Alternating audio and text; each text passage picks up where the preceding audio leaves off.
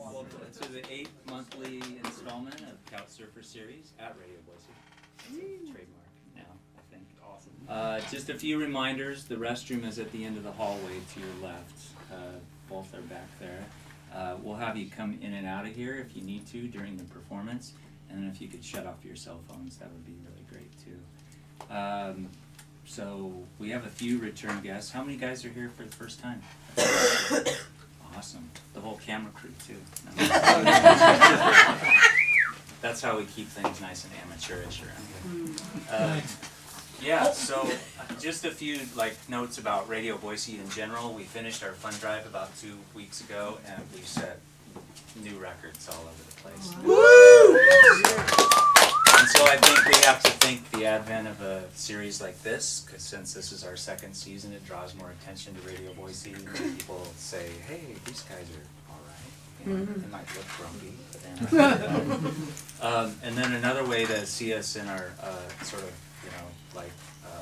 casual light is to come to our practice New Year's Eve party, which is on December 7th at the Linen Building, and it is a hoot-nanny. It's pretty awesome. We're going to have two bands. We'll have one band, Regular Sounds, who does all the cover stuff. They're going to play Sgt. Pepper front to back. And then we'll have a band of Radio Boise DJs playing the Velvet Underground's Loaded from front to back. So, Trey Hip. If you can make it, that would be awesome. In the meantime, I will let Christian do the introductions. Christian Winn, who started this whole series, and great guy to collaborate with, and does so much for the literary scene that give him a big hand. Christian Winn.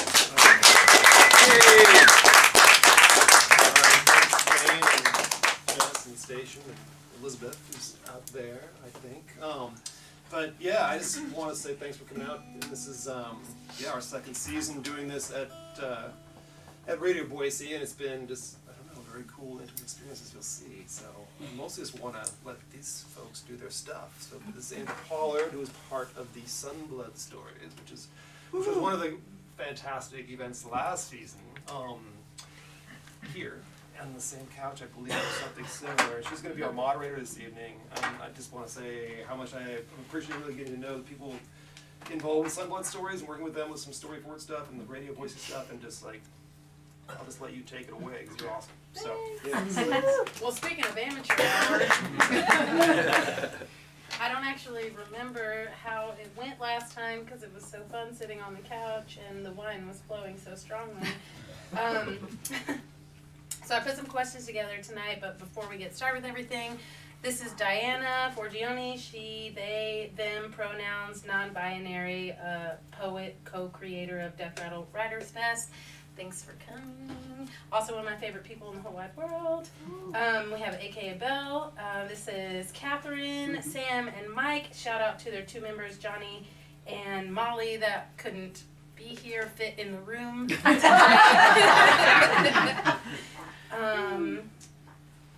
How do y'all want to get started? I do have a question. Before we start with music, does anybody have to use the bathroom? No. Anybody? I'm good. Good, because we don't have time. So, Okay.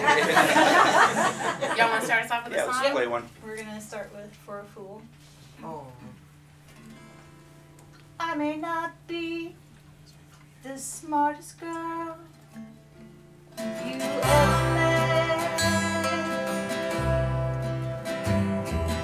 May I find you?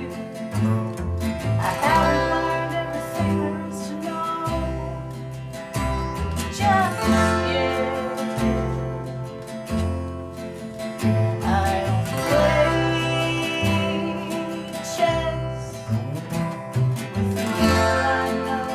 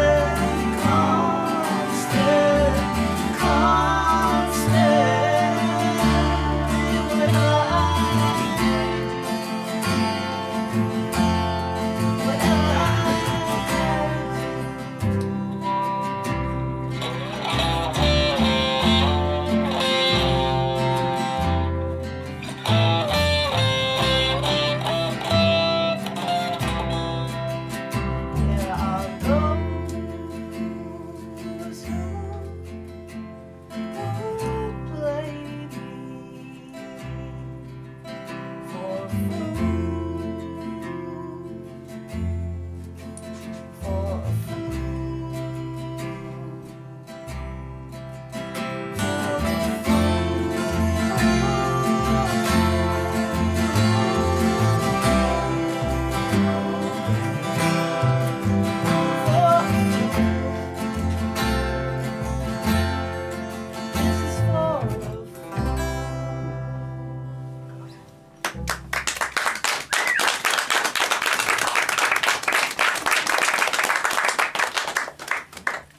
So earlier when we were talking in the hallway, y'all said you were well-established failed musicians. Yes. Yes. So 31 years ago you started? Yeah, I guess so. Yeah, 1987. Made Yeah. my first record and toured around United States and Europe, and it's pretty easy.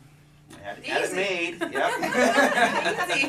Never heard that one Been before. working in a cubicle ever since. 18 years ago?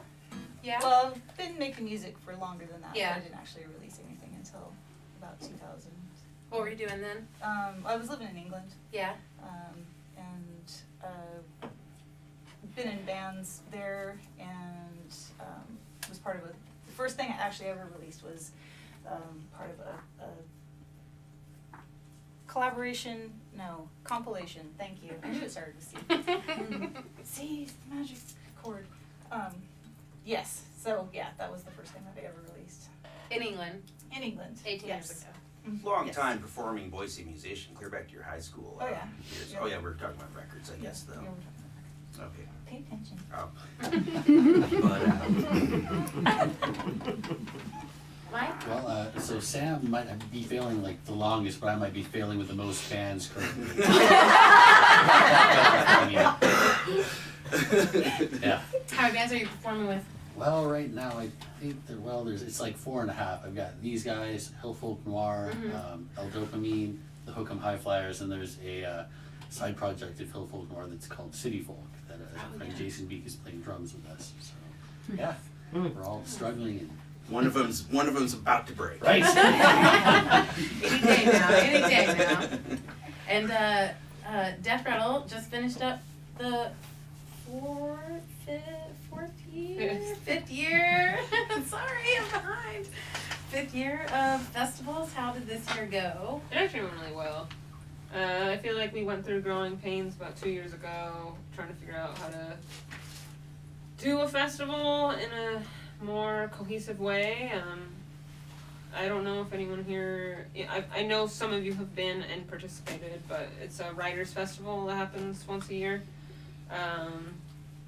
But yeah, I felt like this year went really well. I felt like we had poets that knew exactly what to expect about Idaho, and I felt like everyone who came was a good artist or a great attendee.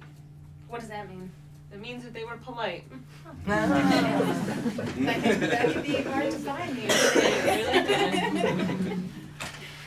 Well, Diana, what kind of pieces do you have prepared today?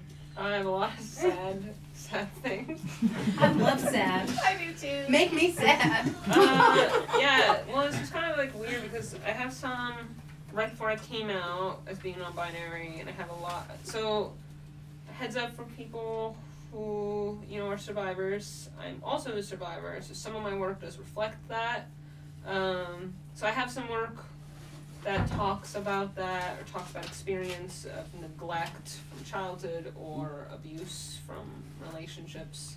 Then I have some poems on the other side of that where I wanted to delve into a romanticism, and I wanted to start the process of how I wanted to picture how to supposedly love myself. So, there's the start of that progress, which has, of course, highs and lows. Right now, currently is a low. On writing end, not in life end. I'm living my life. I don't know.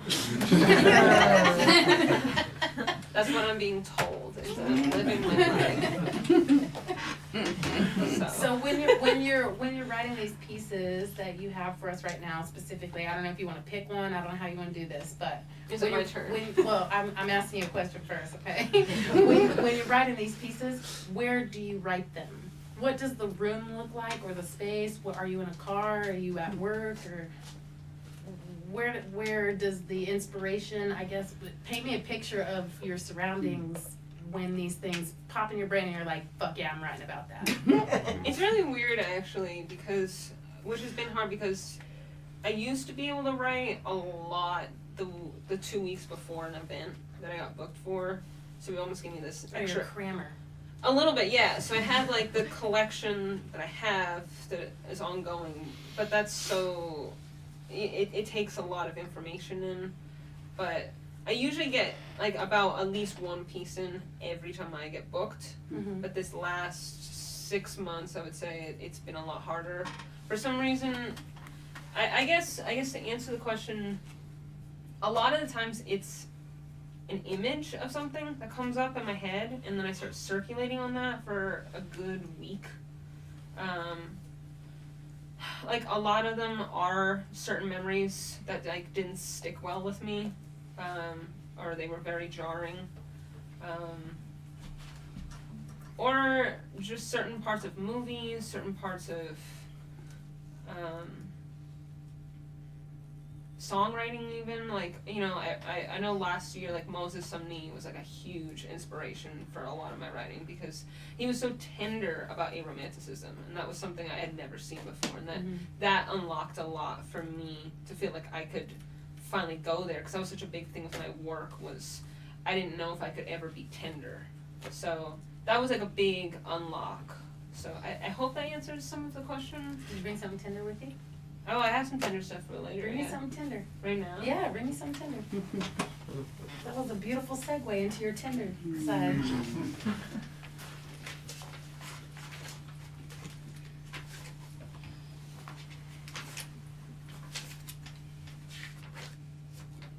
was like, none of that's tender.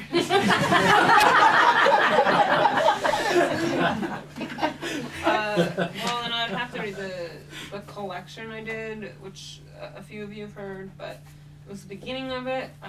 A lot of it also because I grew up in Kauai, so you know, a lot of my memories and where I see myself in a different being. I picture water a lot, so that's definitely there. So yeah, I'll have to read all of them if that's okay. Yeah, let me do it. We'll do a check. You good? Okay. You cannot swim. Patience. Let the ocean relearn your breath. Observe the opa that breached with no ripple. Soak it up good, like play in bath water. There you go, flowing home, just under the surface. Breathe it in deep. Now we whelm. Come with me, I shall carry you up from the clay roots, up from the weightless trunk, and place you within robed leaves. The minor birds will feast on ripe bananas, and you will see them bore slick husks till the splash batter. Their wings vibrant with your nectar, and in your presence they will never tire. The sun bends to get a good look at you, breaking sugar cane as it pulls to each end. Drink from the stalk, sucking on splitting fibers, and coating our throats in starch. I see you haven't had your fill. Penumbra, I have returned once again to catch beads as they rise. Fill me up with laughs of a child, between perfect shadows, your touch shimmering over my skin.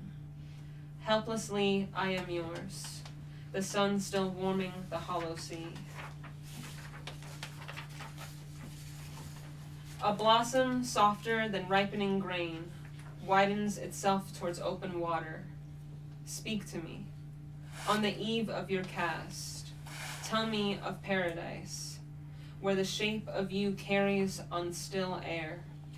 In truth, your caress lasts only as far as the frothing shore that buries you. And even past that night, I am still here, devouring the pumice like fire. My love was feral, as you always knew. I wanted to stop the pain, but I am 1,000 fathers' names. I bend wrath in order to forget you. Forgive me. They have covered me in shame. Blue wordless tongue, I cannot taste what already fills me. The ambiguous form, our hips rocking with the tide. I already breathe what is breathless. I already touch what has become stone. Fall beneath the drifting seaweed. You are only sand.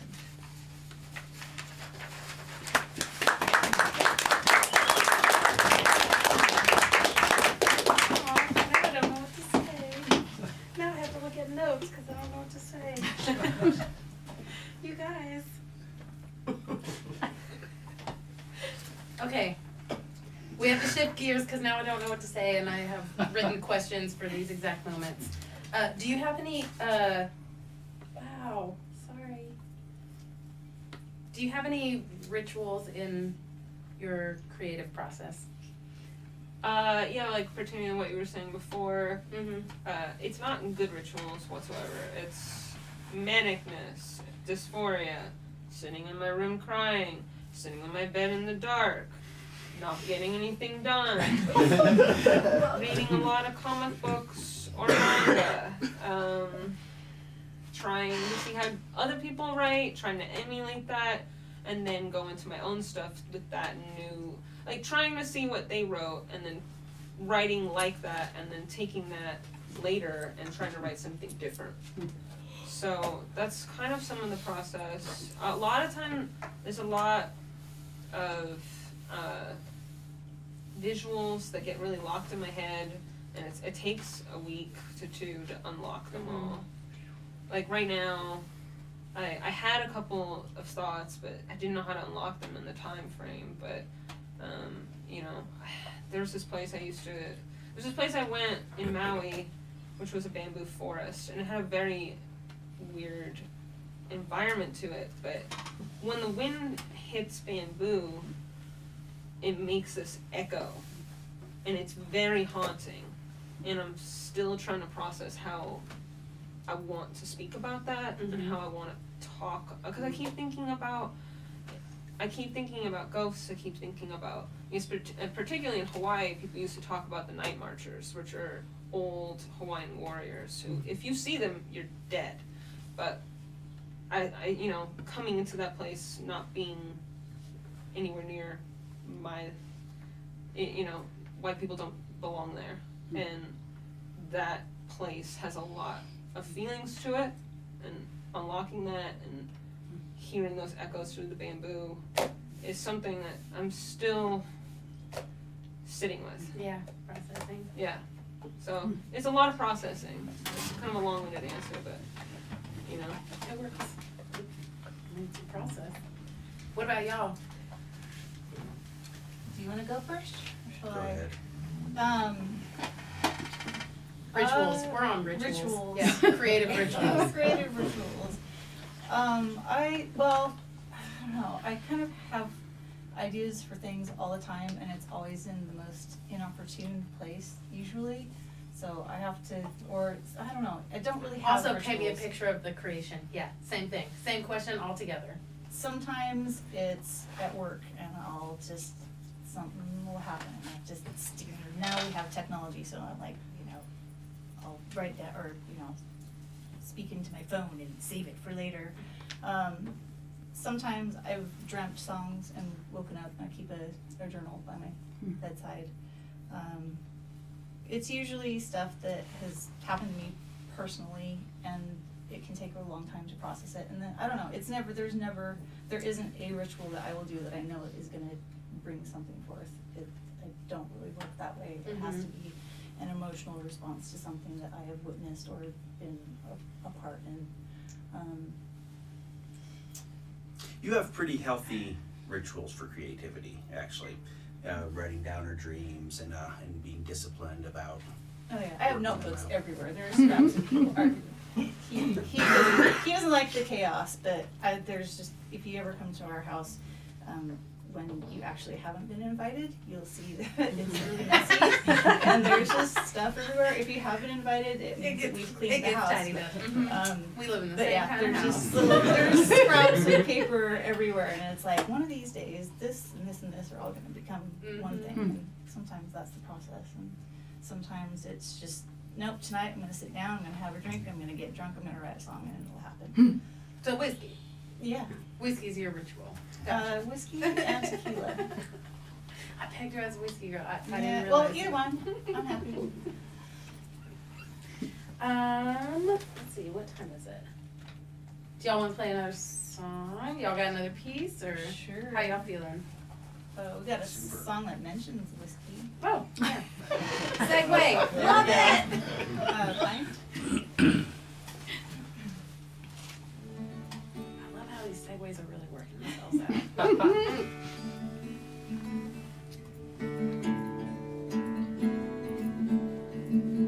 So I am tipsy with the whiskey I could say you plied me with. We both know that's not the way it is. Oh, I could drink you under the floor. I know I've done it before. Soon sleeping like a giant as I sat and swallowed more. Comfortably laid at my side, came to me like a lover, like you were mine. Please wake up with me. We could find somewhere, oh yeah, yeah, yeah.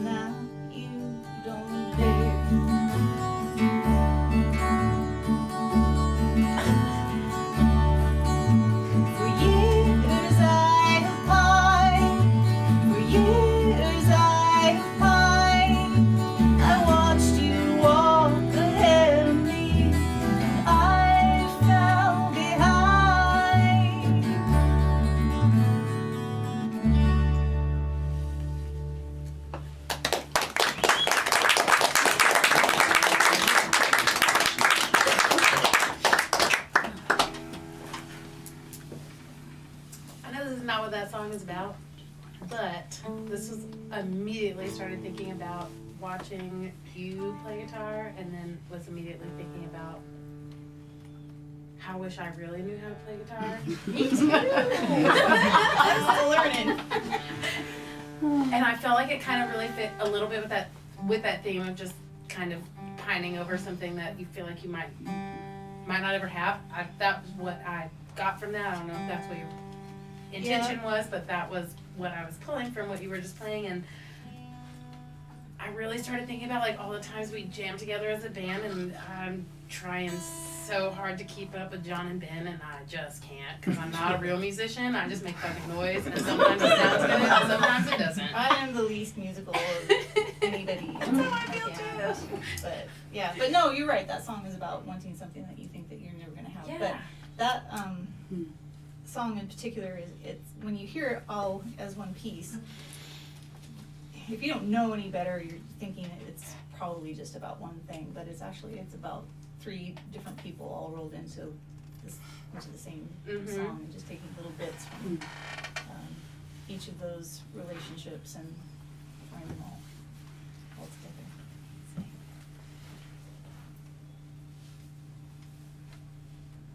That's a really cool concept. I'm sorry, I can't say it. Well, in that same thought, that what we were just talking about, called Imposter Syndrome. If nobody knows what that is, you can look it up. It's a thing.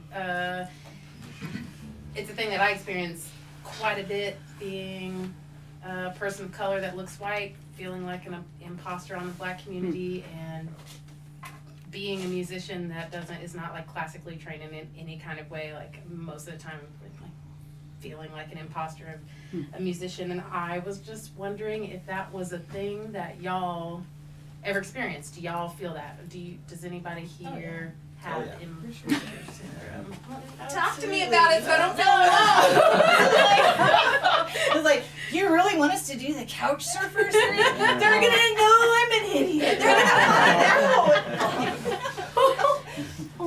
What was the worst case of imposter syndrome for you, if it's ever happened for you? I mean, it happened this week. Cool, I'm gonna check that off. Okay. There's a lot of times where I get overstimulated and I hide in my closet in the dark. And that happens quite often. I would say once a month. But I mean, every time is bad. I mean, there was, I think when I was younger and I wanted to be, I think I thought my art was, in that retrospect, was going to be like, life-changing in some way. In that essence, in that sounds so jaded.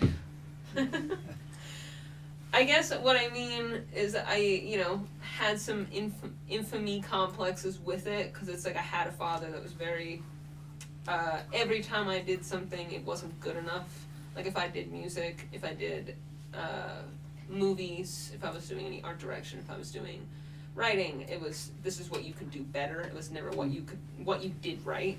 So through that, it's just progressed into, once I start doing an art, I immediately think I'm trash, I'm not capable, I've been lying this whole time to everyone. Now I'm stuck in being an organizer because I actually had no substance this whole time. So that's a huge fear. And then, you write something and you're like, oh yeah, I'm like, I did really good at that. And then you get like 5% more like, I'm awesome. And that was a really well done piece. But then that sits in again, and you don't think that you can really beat that. So, and then you hide in the closet because it's dark. So. I have found my closet to be very comfortable at very many times. Do you ever have imposter syndrome? Well, yeah, I mean, the record, the first recording, the mid-'80s, really punk was a new thing. It seemed like the next evolution of rock and roll.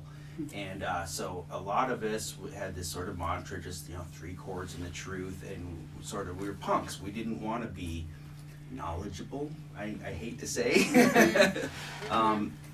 It's not cool if you know what you're doing. Right, buying into it, we thought, I remember, again, Led Attitude. Zeppelin was a good 10 years old, and all those pretentious long leads that are all melodic and stuff, we don't need that crap, And I actually How dare they. believed as a young 21, 2, 3-year-old that knowing more about how music worked would take away the only thing I had, which was kind of just spirit and willing it through, and a huge mistake, rookie mistake. I know now that I'm this old. Dear past self. Yeah. Learn how scales work. Have you ever dealt with any imposter syndrome? Yeah, I think much like Sam, coming from the punk rock scene, yeah, I just always felt like an outsider, and anytime I play almost any show, but sometimes you find yourself playing say at the Knitting Factory or something like that, and you're kind of creeping in the back, hello, I'm with the band, I'm here, is this cool, is this okay, should I be here? Should I buy a ticket? Yeah, just in case. I will, I just need to get in here though. Yeah, it happens all the time. Do you have any pieces that you wrote about while you were in your closet? No. No, that's for safe place. Start. You don't do no Haven't you been listening? No, I mean, to be honest, probably a lot of the new stuff that I'm writing is probably going to be about depression and suicide, so. Well, I mean, imposter syndrome kind of does, lead into some of those other things. What kind of piece do you want to read right now?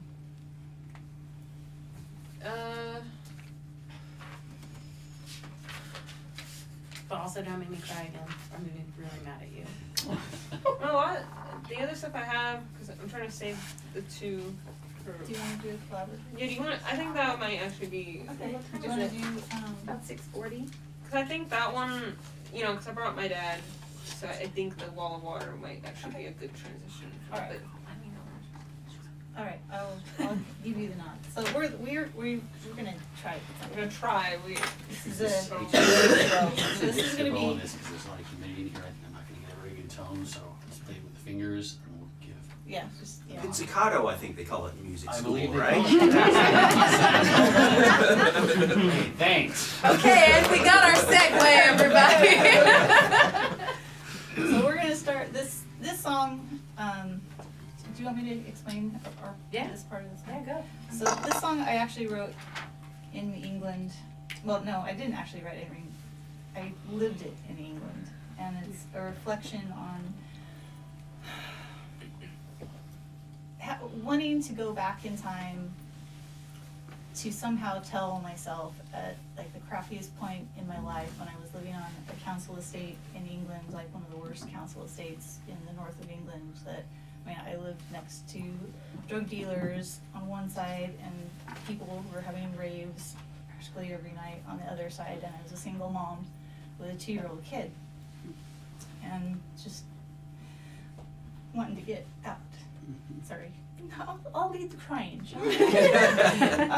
So this is written to my past self, to try and figure out a way that I could have got back to myself and said, it's gonna be alright. You're gonna find a way out.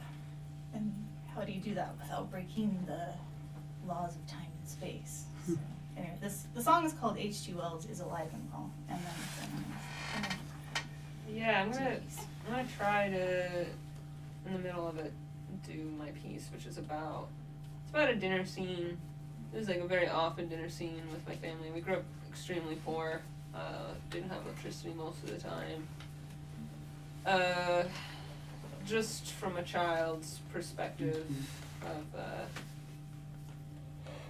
their parents, and I guess the way I cope pertaining to what you've said about this songwriting and why you wrote that is, from myself, I almost have the memory remove myself. Once it's written, it's done. So. good. Yep.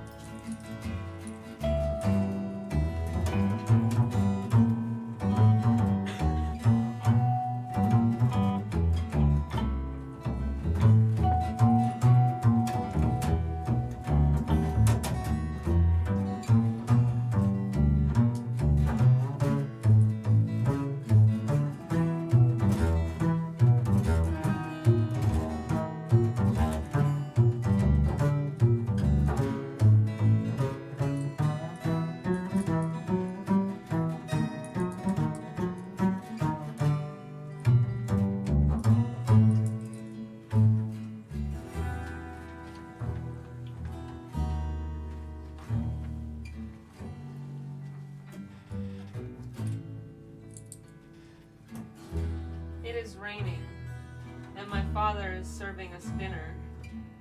His tank top has shrunk to mid-navel length. Tomatoes grouped and slushed from the pot, his belly stuck to the steel. The rigatoni clicked as I stirred the sauce around the bowl. This sound, as it continues, arouses me. It reminds me of masturbating, but that thought remains silent between me and the pasta. The waterfall is heavy now, scatting on the roof. He is makeshifting sangria with canned peaches and wine. His worldviews are deafening, but his air is distant to me. My frequencies travel outside where the rain tits and tats through the acres out across the mist and vapor. To the cattle sitting under the citrus tree, backs towards the filling riverbanks. They are indifferent to the graying grass and the hard sleep. My mother says she will eat later. Much of the night she remains silent at the computer, quietly traveling farther than he realizes. She clicks from page to page, exhaling at Scottish valleys and typing to distant friends. This reminds me that she is alone.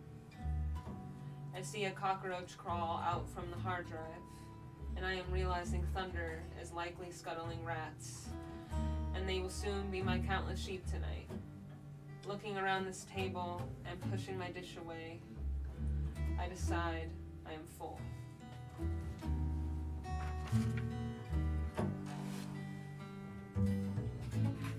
I think I thought I knew. I'm sure I saw the future. I'm sure I saw myself with you. The hummingbird did come. The hummingbird did hum. Or was it just the machine? And here I am now. The sun is going down. I'm alive. The grass is green. Everything's gonna be alright. Everything's gonna be alright. Everything, yeah, everything's alright. Everything, yeah, everything's alright. Everything, yeah, everything's alright. Everything, yeah, everything's alright. Everything, yeah, everything's alright. Everything, yeah, everything's alright. Everything, yeah, everything's alright.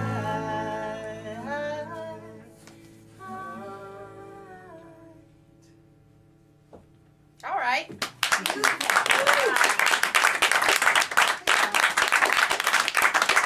time? Do you guys want to take a break? I think it's a break time. All right. So yeah, Excellent. so beer, wine, food, Roughly stuff. how many minutes? About 10. All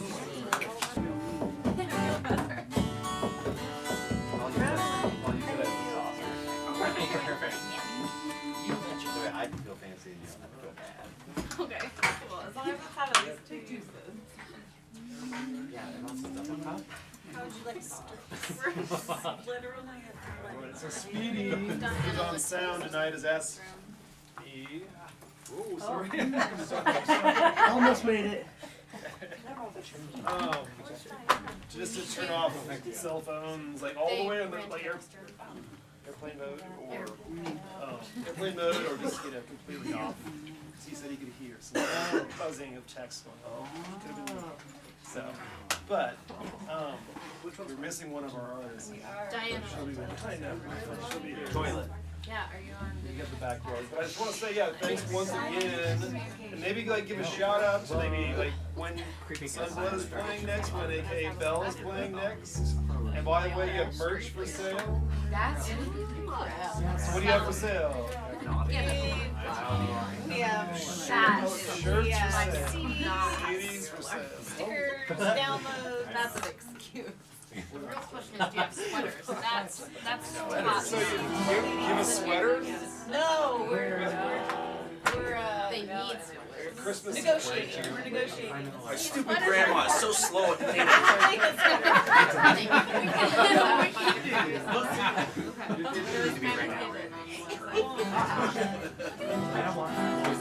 thought this whole entire thing just broke everything. We gotta take care of it. Stressing me out. Yeah, except for a phone. Anyway, the second half of this evening's couch surfer. Internet, all of the evil. Take it away. Welcome back, everybody, to the show. Christian said we should talk about our next performances. When y'all performing again? Y'all got anything on the books? Yes, we're, because we're entering the holiday season, we have a couple of things lined up. We're playing As You Are, at the Idaho Ho Ho benefit. Yes. Concert at the back, which is a celebration of local music that, what year is it now? Ninth year, Ninth right? year? Yeah. That, Still trapped. So we were actually one of the very first bands and the very first CD. Wow. that Oh, were really? Part of that, yeah. That's So, so exciting.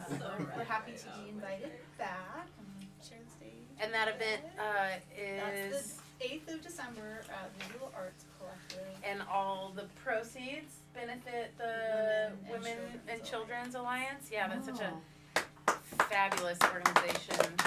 We've talked about this several times with the between us and in Sunblood Stories. This is the other 2/3, I guess, of Sunblood Stories. Without organizations like the Women and Children's Alliance, I don't think that I would be alive, and I don't think that my son George here would be here. It's people like that doing that type of work that keep people like me moving forward and going on. So I'm really excited that Sunblood Stories gets to be a part of this year's compilation album, which is on sale on Black Friday at the Record Exchange and other places, and to do that show. Diana, do you have any performances or things coming up?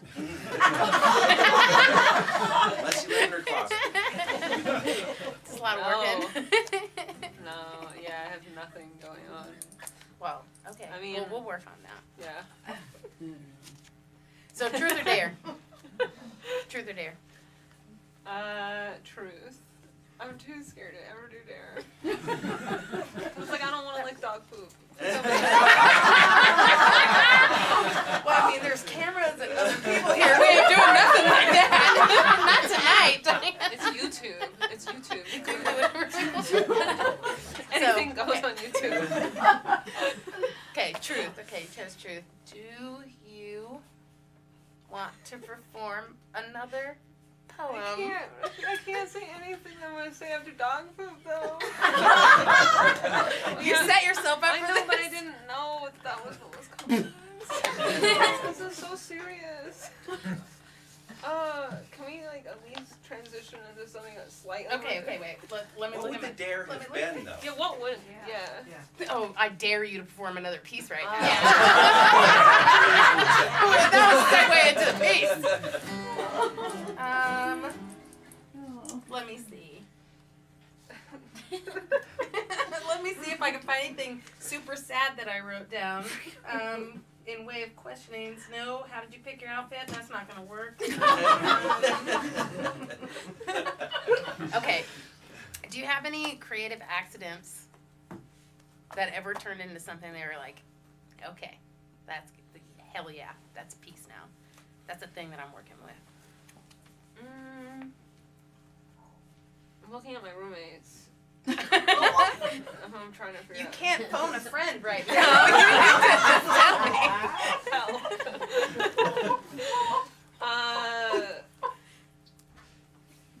I want to say they're mostly pretty purposeful, to be honest. I mean, once they go, it's just like, be prepared. Diana's gonna be crying for the next like 4 days, and hiding in their room or sitting in the corner in an iron pot in the floor. And why is Diana in the pot?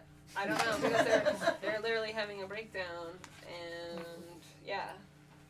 So that was a really good segue into your next piece. So, yeah, I guess so. Yeah, I don't go out anymore.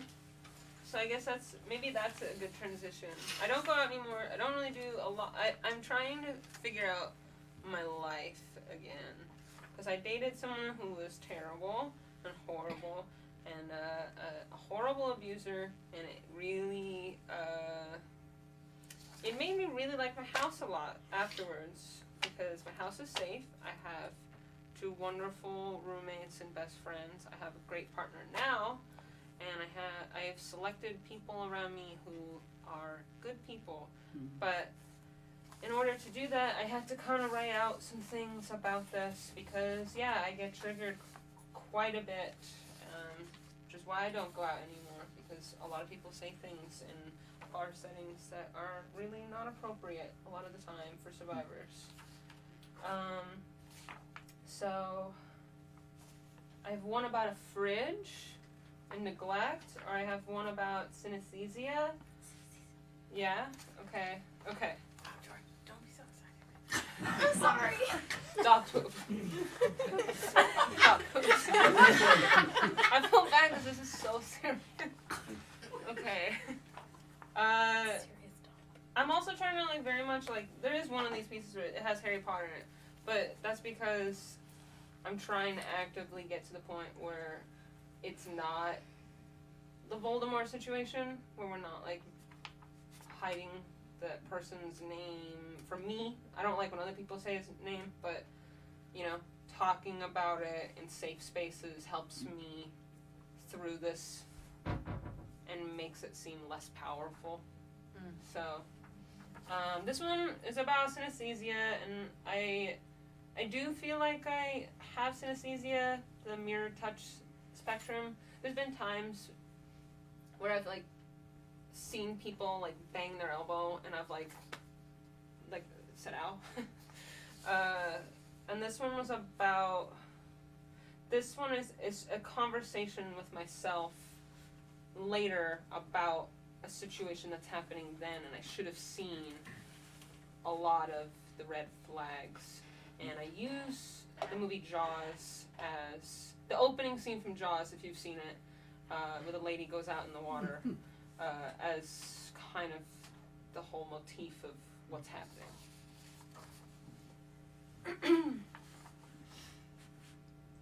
Do you remember last night? Just before dawn, I could see the light flickering as I lay beside you. Which one of us put on Jaws? I ran my fingers over your exposed scalp. You said your ego was your lithium. You lifted my shirt off, your hot breaths bite and left abrasions. Your moans only a mirror. Didn't her splashing remind you of mother's laugh? We grew real congruent when you were omnipotent. You quantum, I body of unborn stars. She was bare flesh swimming above the silence. Was the water colder than air? I left you with my thoughts, which resulted in the retrograde. How you held me in Trisnik. How long can you hold your breath? How far do the milkweeds drift? Our eyes dilate with fantasies of our infancy, putting calcium under pillows, rubbing tears on soft cheeks, forming love from figments, before I penetrated my own hymen and took hold of my womb. Could they hear her screaming through the open windows? Will they smell her rancid sinew on the shore? The bellows and contractions were vulnerable, blushed, and you lacerated the body further, and you broke down my physical structure. She reeled beneath the surface, flushing and spilling out like saliva, my most internal self torn in half to be seen without my will. Do you remember the blood in the water, how the darkness turned gray? And I sank, like the bed never had a bottom. Who swims in the solitude before the sun has risen?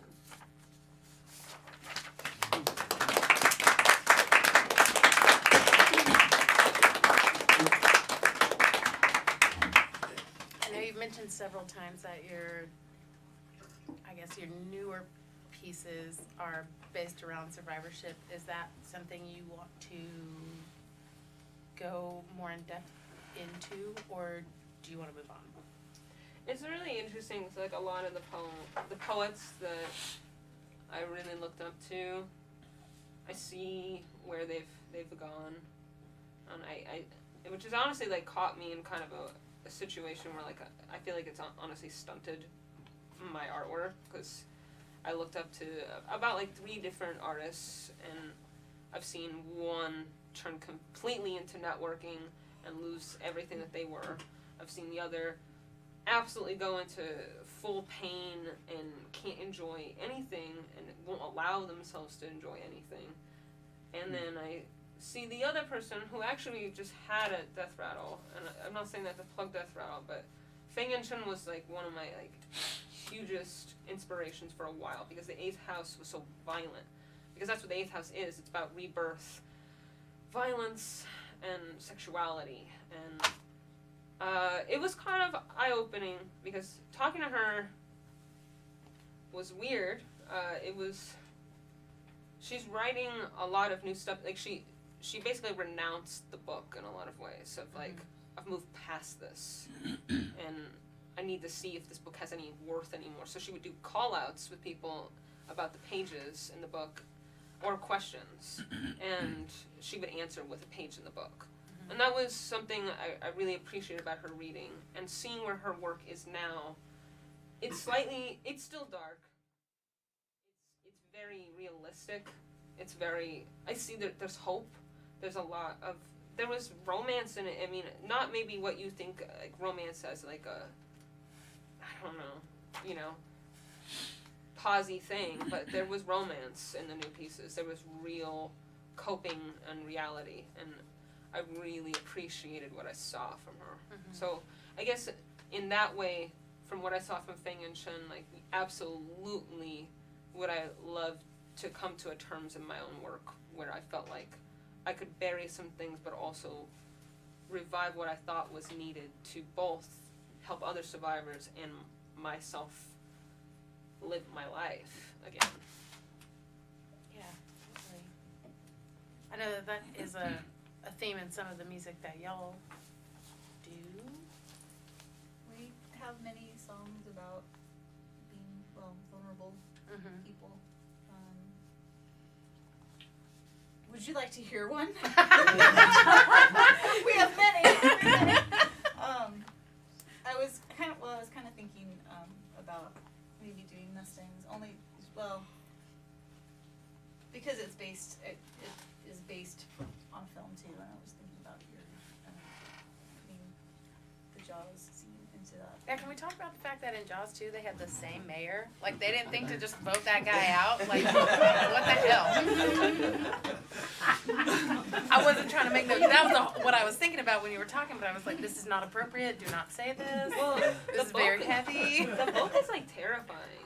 The book is way more violent than the movie is. That whole opening sequence, that woman sees the house that she's staying at, and she sees her whole life ahead of her, and the shark is already, like the way that they describe the shark is 100 times more scary, because she feels a scratch, but then she goes to touch her leg, and it's already gone. Like, she's already done. Like, it's not... Well, by the time you realize what's going on, it's already over. Oh, absolutely. And then you just hear this woman's part of her last life, and it's horrible. I mean, it's bloody. It's bad. But you can also read the whole book online, because I don't know, it's Jaws. What movie were you thinking of? Not quite as gory, but grim in its own way. So I guess we'll do Mustangs, which is it's based on an Arthur Miller screenplay, which was turned into a film called The Misfits and starred Marilyn Monroe and Clark Gable. And I had never seen that film up until, I don't know, like 6 years ago, and for some weird reason, I'm not really a television watcher. I don't sit very well. so I must have been sick or something, I don't know. But watched this film and just, I don't know, like, these characters in this film are just so vulnerable, and the modern world is kind of whisking them away, and they don't really know how to deal with the way that their lives are being changed, and one's getting divorced, one had a wife who passed on, and one's this old rodeo guy, and their lives converge, and they're just like trying to cope and have relationships with each other, and I don't know, it's just, for some reason, it was one of those things that just moved me, and I ended up writing a song about it, and so. Well, and they're rounding up these wild horses. Yeah, well, yeah, I mean, I probably watched it because it had horses in it. That was probably what drew me into, oh, it's got horses in it, this is gonna be great. Oh, this sounds good. Oh, yeah, cowboy, let's watch it, right? But, yeah, so, yeah, so the Mustangs are a kind of a metaphor. For freedom. Shall we? Mm-hmm. 1, 2, 4, 5, 6.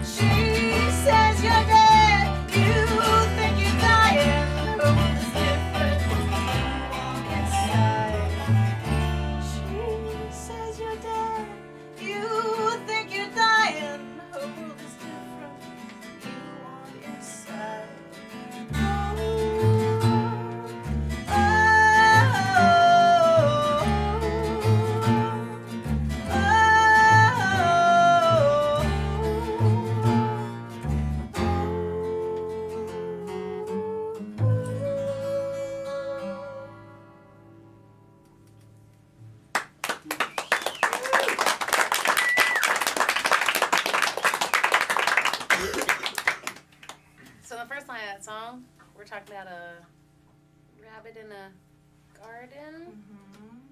So it's gonna sound like a really silly question, but I'm really gonna know everyone better.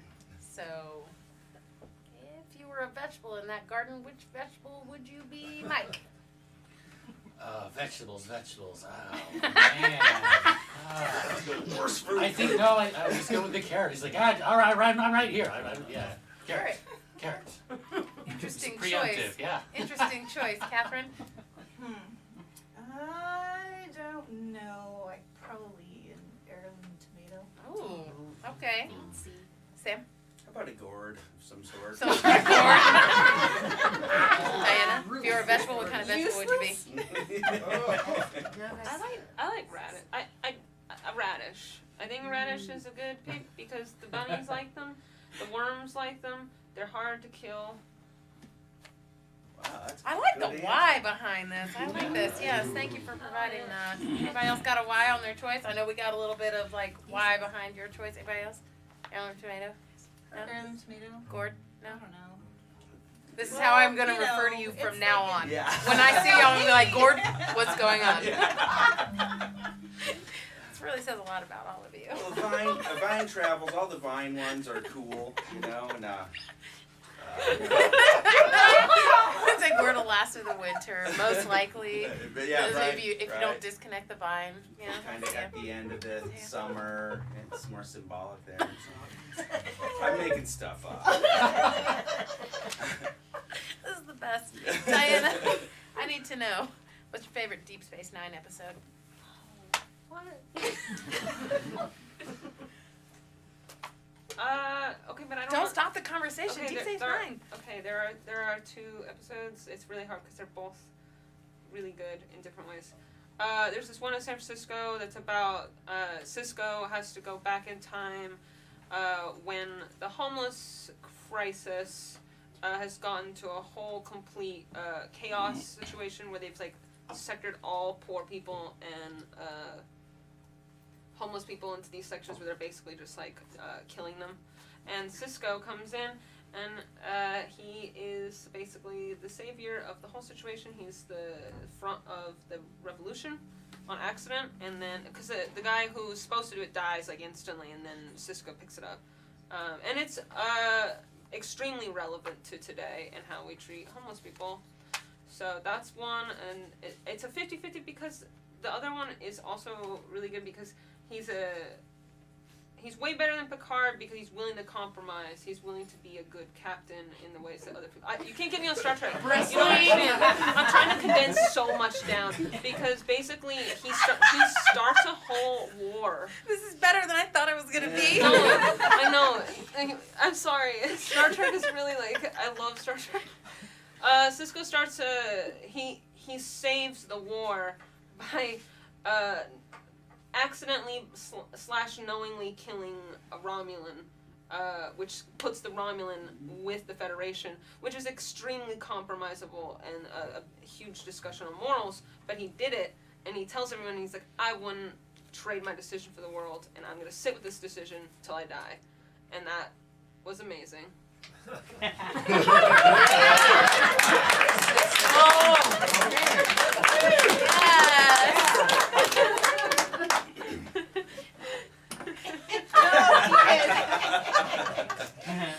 Mine happened to be the Cisco homeless one. But, Do you have that's your favorite? Do you watch Deep Space Nine?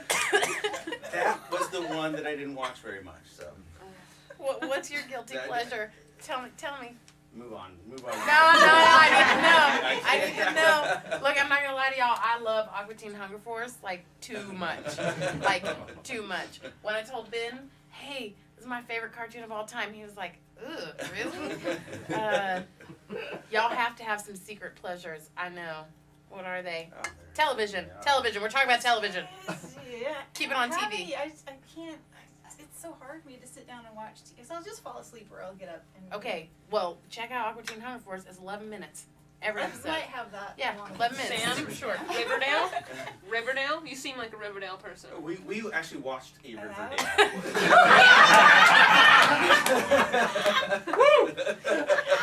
So I know what it is. I thought it was interesting. I said, Catherine, we should try this out. Mike? I don't know, I'd have to go with any like old like vintage bad TV, you know, like if like, I'll search for like, you know, maybe find the Brady Bunch or like even like the Fall Guy or something like that. Those Like, aren't guilty pleasures. Well, Come it's on. Brady Bunch is a guilty pleasure, Mom. mindless entertainment. I don't Yeah, want yeah. anyone to see me watching how much Exactly. old sitcom I'll watch. Yeah. And the stupid laugh tracks and the characters are so predictable, but there's something about just turning the brain off and seeing how Mary Tyler Moore solves this one. Okay, yes, okay. I'm on board with that. I just watch. Anytime I sit down to watch anything, it's usually something that's gonna make me feel really uncomfortable. Family Guy. No. Like Black Mirror. Yeah, I'll yeah. watch that. I like. So they make you think a little bit? Yeah. Give you something to chew on afterwards and be like, Yeah. Or think, whoa, life is actually like that. So now. you gotta have your brain on for those ones. yeah, why do I get busted for mine not being a guilty pleasure? I didn't mean, okay, I'm sorry. I'm not trying to play no favorites. Thank you. I know we've kind of talked about influence a lot, and I feel like we're kind of still in that area of things. We've talked about influences of movies that people, you know, like Jaws, and I'm sorry, it left my brain Misfits. just now. Yes, Misfits. But do you have influences that are behind your work that nobody's ever fucking heard of? I mean, you said that One Piece was about people, 3 different people. Are those just 3 people that you know? I'm sorry, that was the first or second song? Yeah, they're all people that I know. They're all real people that I had or. Be careful what I say. No, it was that. Some of them. Was there anyone in that song that you didn't marry? Yes. One There's one person in person. that song who I They're a did not prolific marrier. marry.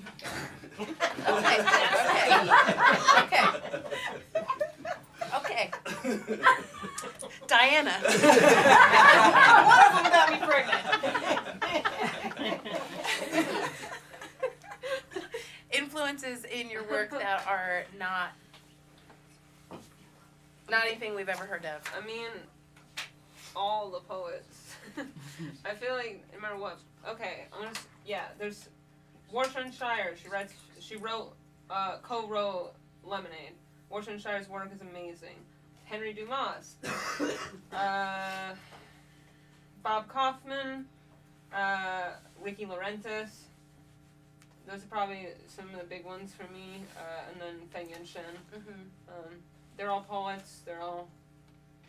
And Moses Sumney for a music artist, I would say, is like amazing.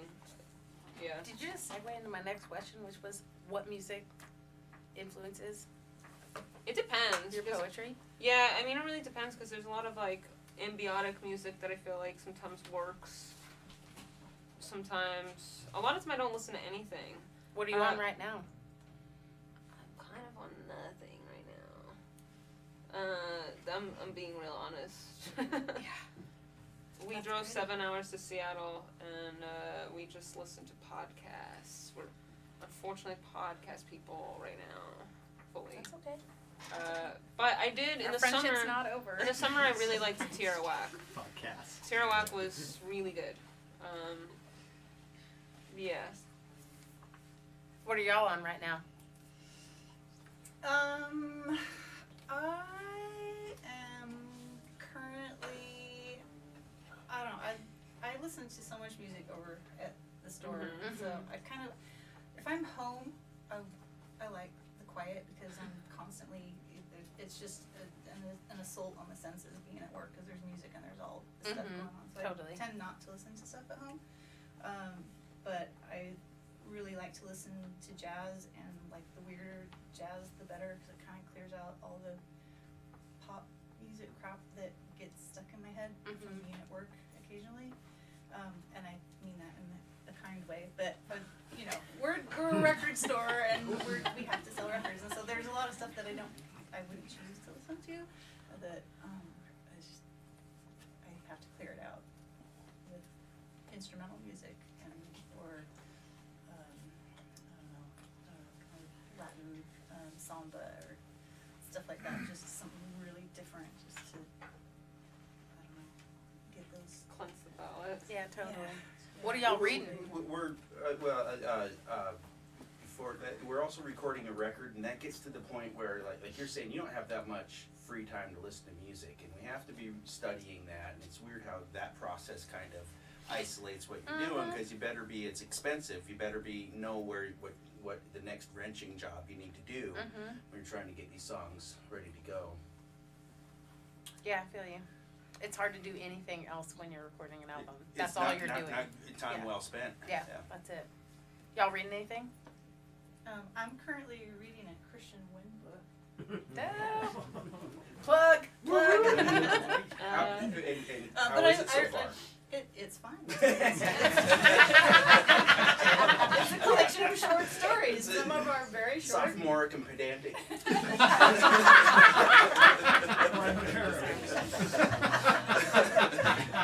What are you reading? A bunch of zines. We just went to a festival up in Seattle, so there's this cool zine that this queer person up there made that it's a goth zine, and the centerfold is Satan, and he's naked.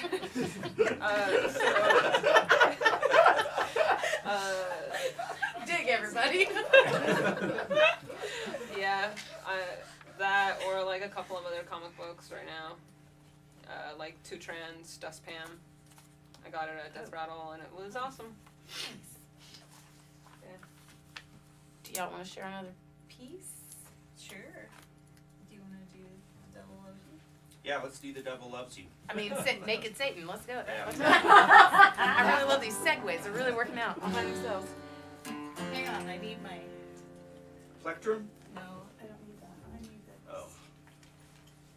So this one's about someone I knew, and it's about when she just let go of sort of the fabric of our lives and just sort of started this singular journey that was pretty obvious where it was going to end, and it seems like a lonely thing. And actually, she did die within probably a year and a half time that I wrote the song. And I think of so the devil is, a metaphor for her demons. And while she really felt that nobody cared, nobody loved her, her demons loved her.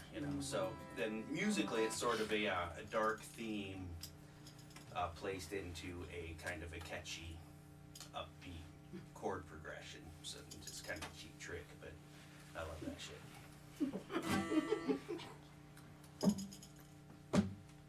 One, two, three. Hanging out day after day, though it's not your fault, you're never to blame. Your mommy and your daddy and your job and me. The lamer it gets, the less you can do, the more and more the devil loves you. The devil loves you. The devil loves you. The devil loves you. The devil loves. The devil loves. The devil loves you. The devil loves you. The devil loves you. The devil loves you.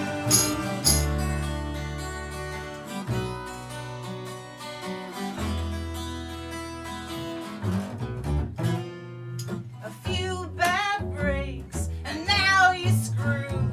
Excuses are defining you. Living your life, it seems it's not your thing. You just gave up. You never really tried. Is it any wonder why the devil loves you? The devil loves you. The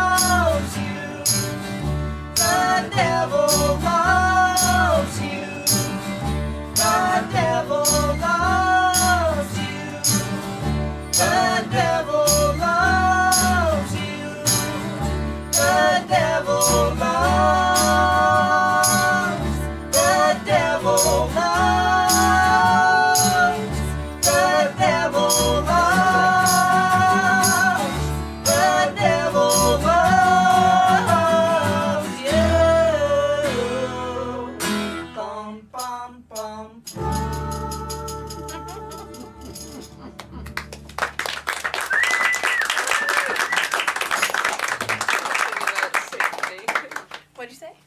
No. I just kept thinking about seeing me naked. So you're like open your zine and then In the zine, Get to his the name is middle and Black then- Phillip from The Witch. right. And his number is 66666. You know, he's very hairy. He's naked. So you open up your zine and there he is. But I know that's what I was saying the whole time. I was like, that's just on the bed waiting. Doing karaoke. Hell yeah. Well, you know, private karaoke. Yeah. Oh, no, of course. I immediately was there. Yes. I can see this picture. Propped up on the bed, karaoke machine, Walmart karaoke machine. Right. Bottle of tequila, real bad tequila, the kind that makes you sick. Plastic bottle tequila. Right? Just hanging out on the bed. Hey, baby. You can start to braiding it. You want to hang out? Okay, let's go into cars, y'all. I think we're at the end of the questions that are cool. I do have a backup plan, but that's for later, George. But I appreciate you. What is your next piece about, Diana? Yeah. Are we on theme still? We're still on survivorship. Yeah. So one is about a chiropractor when I was a kid that did not. Should be fired forever. Should be fired forever. And the other one is about a fridge. What's wrong with the fridge? So, yeah, let's start with the fridge. Let's start there. Okay, this one is called Mother of Pearl. I emptied your fridge with you looming, taking shape as I kneel. The smell of rotting sugar and concentrate, the drying carcass of a chicken, plastic wrap shriveling on its breast.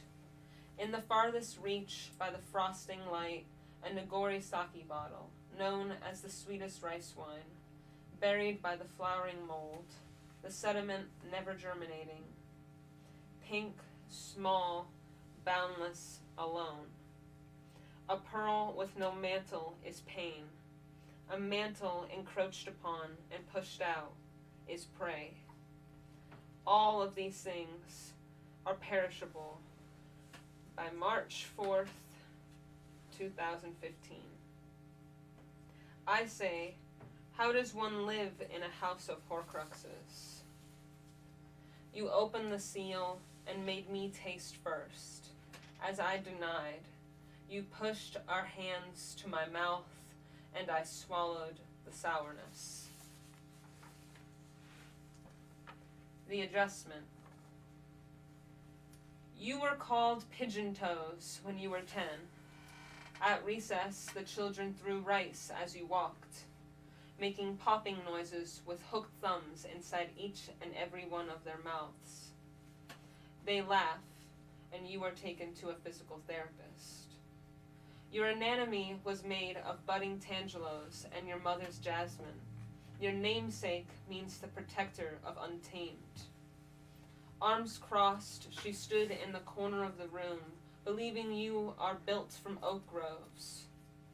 At 15, she will say the words, I love you, for the first time. He rubs rose oil on your bare back. This smell will stay with you days after, when you were being told that you imagined it, that you were nothing but a chimera. You feel his joints crack against your muscles, making popping noises, which makes you laugh, until his thumbs, hooked inside, slipping your underwear down, enough to make them baggy, sharp for mother not to see, and he fondles you. That night, you redden yourself with rock salt, filling the hole where your mother and you are alike. You are the protector from the moth-eaten.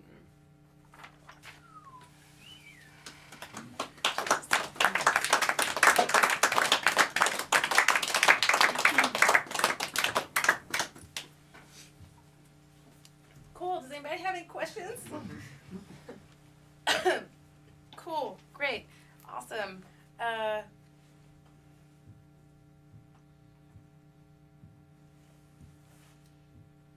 That was a very strong piece, Diana. Y'all want to play another song? Sure. Sorry. It's okay. How small we all are?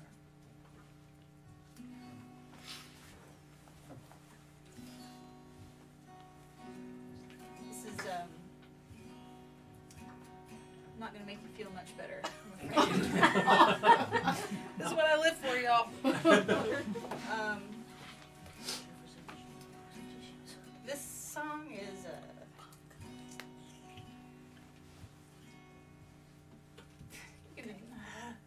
Okay, we should have brought tissues. we're good. Right. We're good. This We're good. song's about someone There's an advertising. that opportunity. I care about very much, who suffers from depression, who has had some times where they really didn't want to live this life anymore. And imagine this person to be a plant who had the choice of growing in the dark, under clouds, or being in the light.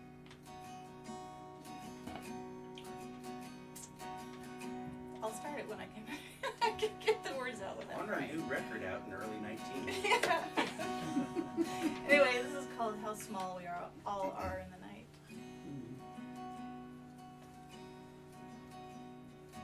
Gray skies of spring are threatening my sleep. The sound of rolling thunder, fear and wonder. How small we are all in the night. Warm cloud, taunting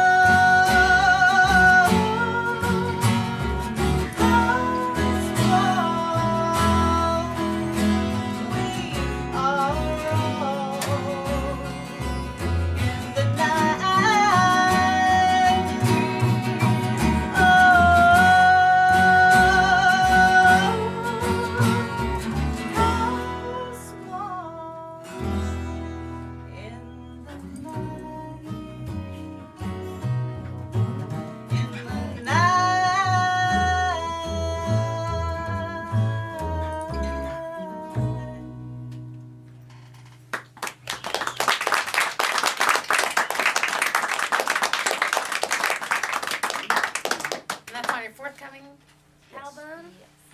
early 2019. Is that the Oh, plan? February. February? Yeah. Mhm. You recorded at Audio Lab, right? We Is that what I actually, saw, or- we recorded at 2 different places where Mhm. we split the songs. We did some at Atomic Room, we did some at Audio Lab. Oh, nice. Yeah, spread the wealth. I like that. Support everybody. Last question for everybody. We got 4 minutes, and I think everybody's got enough different experience to hone in on this one. Biggest upset ever. Worst thing you ever did as a musician and artist. Worst thing. Worst decision you ever made. Worst decision you ever made. I mean, I will start. Our worst decision ever made. At one point, we were too scared to get on stage as a band, and we painted our faces. And we should have never done that. Like, that whole era of somebody should never happen. It was hella disrespectful. It was so wrong. We should have never done it. But that's what we needed to pull together and like be able to be in front of people because we were embarrassed and scared as youngsters and whatever. But so like, anybody? Pretty close to what yours is. I would say like just saying no to things because I was afraid to do it. Like, be like, do you want to play this gig with us? Like, oh God, no, I shouldn't do that. And I think that was a mistake. Yeah? Like I should have taken every opportunity that I ever got. Yeah. Just saying yes is the right thing. But also don't be a yes man. Feel Well, ya. I was Right. just About saying it. Come on, look at me. the worst thing I I'm ever sorry, I did don't know why I'm was harping on actually you tonight. I'm not trying to. It's all right. It's not a good vegetable to choose, God. Go ahead. I don't know. I've been failing at this for 40 years since we've gone over. 31, okay, Yeah, that's okay, not yeah. 40. You know, and when you're young, it's hard to get your ego whipped into a manageable state. Uh-huh. So I've got this. It's a humble brag, and I really hesitate to say it because of that. Has anyone seen that PBS show about the famous sidemen? It doesn't even matter. There was a time when I was in Los Angeles. God, I hate to even say this because, like I said, it's kind of, but it just shows how messed up my head was. One of my favorite bands since the 70s was Cheap Trick. Of course, by the 80s, when I was sort of feeling like we were the hottest thing in Los Angeles, they were at a low point nadir, they were just sort of looking like a 70s band that wasn't. And my band was playing this place. I think it was the Roxy on Sunset Strip, and me and my bass player are sitting out there waiting for a connection before we played. And 2 members from Cheap Trick walk up to the window and see if they could schmooze their way in, and they were turned away. And Cliff and I are like, we should go over, we should talk to him. And of course we didn't, because God forbid we miss the man showing up. I just think that You missed the connection for the connection. yeah, That's what you did. exactly. Talking about thinking, we'll have many of these opportunities coming up in my wildly successful Never gonna musical get that future. weed. That's gonna happen 100 times, but I'm never gonna get that swag. If I just had that one story to go over and just talk or something, it just shows the folly of youth and ego, and you're just trying to be cool, and you wind up doing the exact opposite. Right, yeah, I So. feel ya. Okay, now you. No, I don't know. I mean, my problem is opposite of Mike's in that I say yes to things that I really shouldn't do, and I'm grateful for the opportunity of having done them. But they're the things that will still haunt me late at night, like saying yes to do something by myself, just me and my guitar, is like mortifying, and I keep saying yes. I always say yes. I keep saying yes, because one of these days I'll do it and it'll be fine, but it's like every time it happens, it's like, oh my God, what possessed me to even get up there in front of all those people and play that song by myself? That was really dumb. So, yeah, I don't know. That counts. Yeah, I guess. Diana.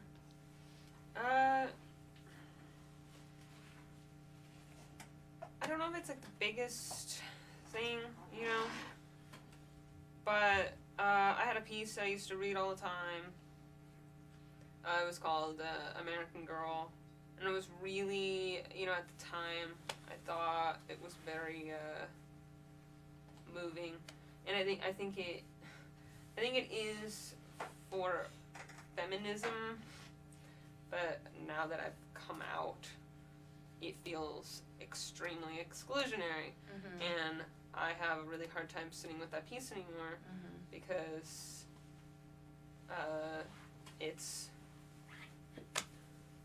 it's not good. It's not good. It should be put in the trash. Honestly, like, it was very, like, you know, it was going off of the whole American dream thing, and now it's like, you know, or like making a mockery of it. And it's, I made it like 3-4 years ago, and it's like now I see that in full force, and that's hideous. And I think going forward with, like, you know, the last piece that we're gonna do together and everything, all my new work after coming out as non-binary is actively trying to make pieces that are non-gendered with language, which is extremely difficult, but that's what I'm achieving going forward. Good. Yeah. I feel that. I feel that when you look back at some pieces and you're like, that is not representative of who I am right now. And why did I do that? Why did I think that was okay? Then, yeah, I feel you. Yeah. So you have a collaborative piece? Yeah, We're gonna try. Do you want to do that to close out this Sure. beautiful Sunday evening? It's 8:02. Yeah, so I wrote this piece for actually a story for, I don't know what the other fort that we did was called. Performance Fort? Arts, yeah, sorry. Yeah, it was based on the Odyssey. And I made this ridiculous lore for one part of the Odyssey that is like not included or anything, but it's based on the Lotus Eaters, which is just like an island where like all the people from the ship kind of like get kind of stuck because like they're eating lotus flowers and they're getting it's basically like an allegory for like opium and consumption. But I kind of like took it to this like wild extremity of like this like flash fiction kind of thing where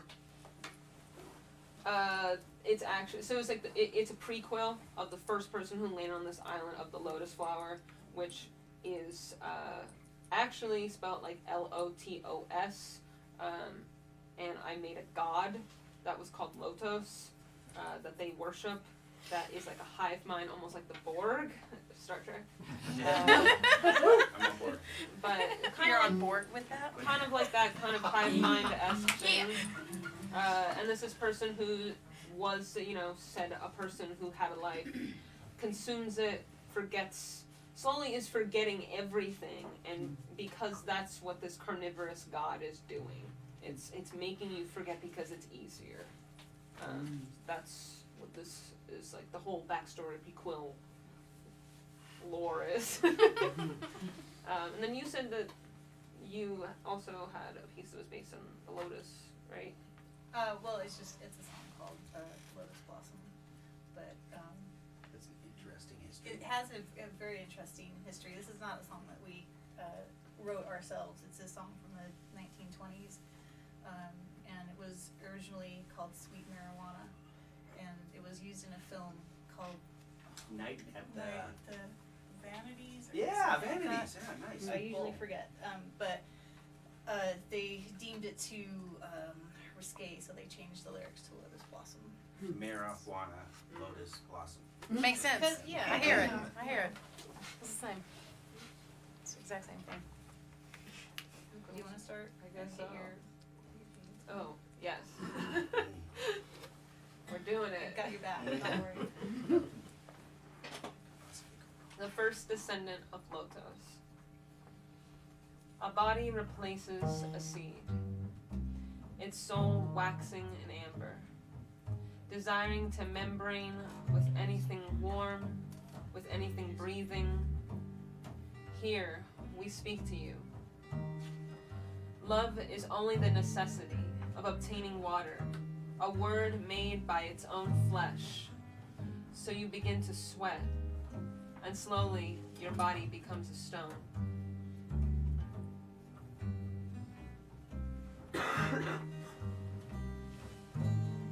In the evening, when the lotus wake, the stiff wind pours from my mouth, while the shore salt drives against us, as if it were against us, till I am spotted and flush, till I am raw. I want to laugh within you, coveting your pulse to mine. Will the cold return when I touch myself? When must I harvest you?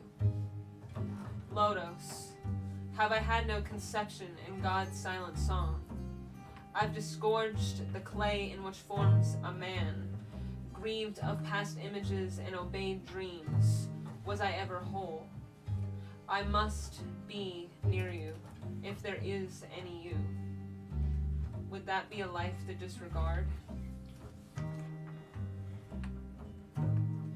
In the evening when the lotus wake, the stiff wind pours from my mouth, while the shore salt drives against us, as if it were against us, till I am spotted and flush, till I am raw.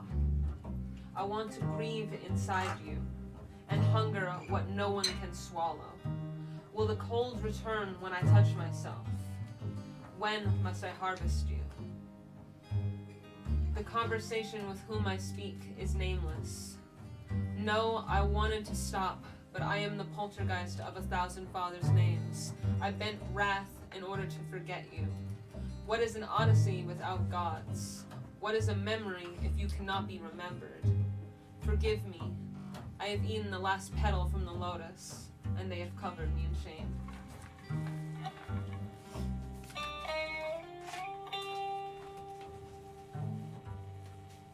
Thank you guys so much. That was beautiful.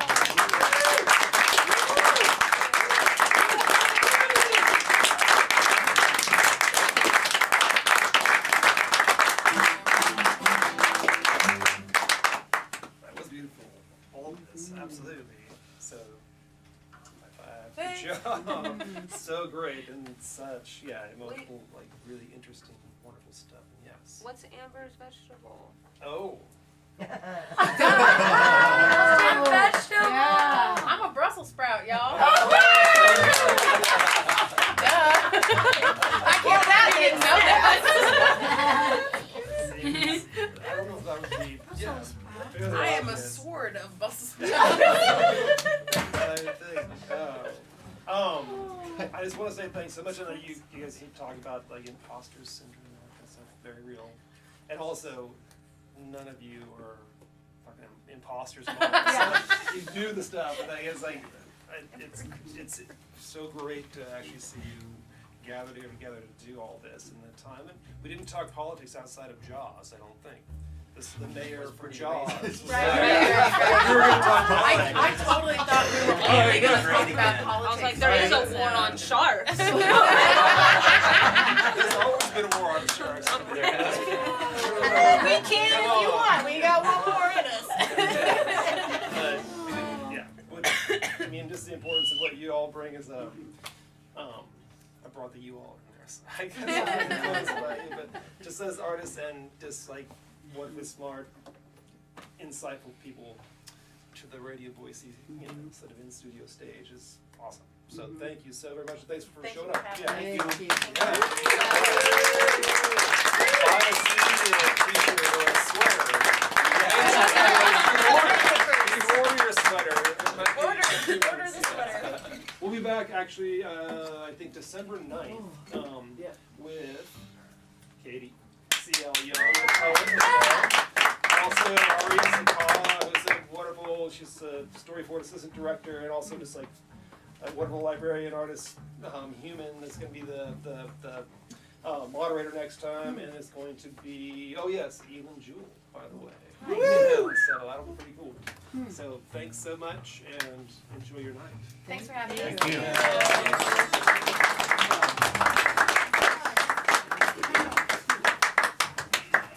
Thanks for holding on to my backup questions, baby. I know. So, Yes. Yeah. Here's an example of what was gonna happen if I didn't know what to do and I lost it. Places you snatched around them. Why do we didn't get to that? I'm the bin. Yeah. Thank you for your Hello.